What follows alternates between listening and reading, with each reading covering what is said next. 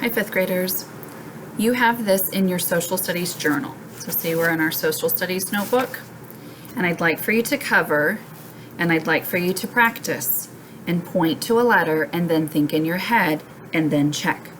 So please press pause and practice identifying the continents and oceans 2 times. Okay, now that you've practiced, I want you to close your notebook. So you're going to close your notebook and you're going to put your notebook somewhere else. And then I want you to find this worksheet. It's in your school folder. One side says world geography, continents. The other side says cardinal directions. So please pause the video and get this worksheet.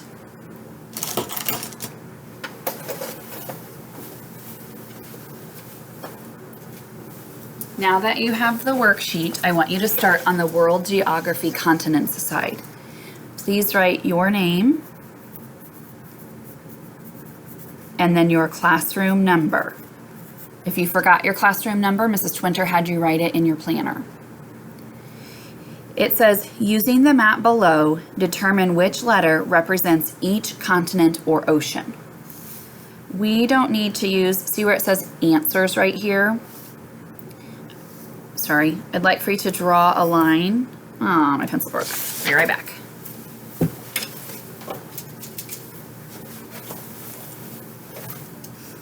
Draw a line because we are not going to use this part.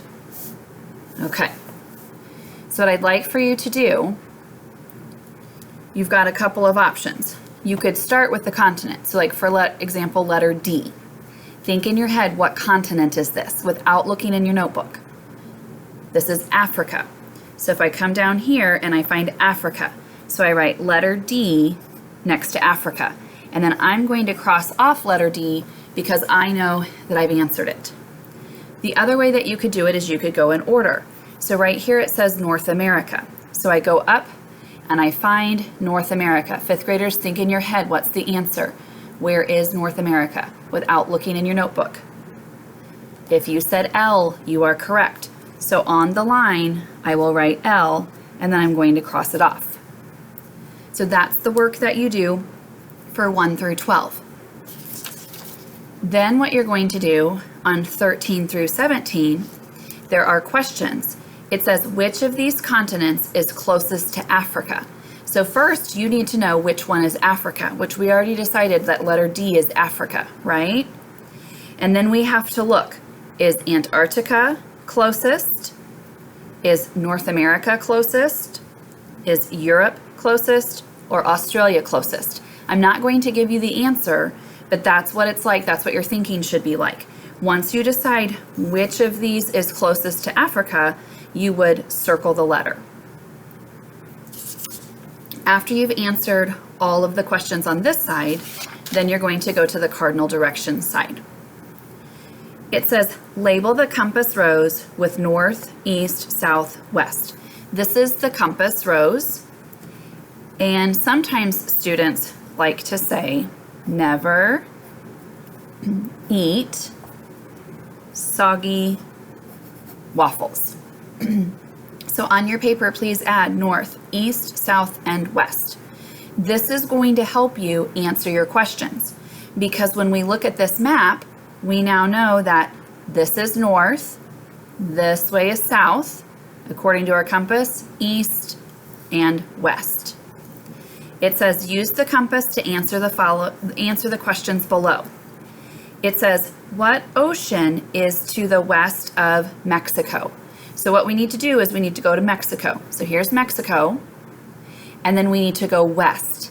Maybe you're thinking, I don't know which way west is. Haha, I've got a little cheat sheet right here. West is this way. So if we go this way, our answer would be Pacific Ocean. Fifth graders, because this is printed on the page, I can spell it correctly, and because it's a proper noun, I can have a capital and a capital. Okay, number 2 says, Mexico is in what direction of the United States of America? So we need to go to the United States and figure out Mexico is in what direction? So if we're at the United States and then we go to Mexico, use your compass rose and write the direction.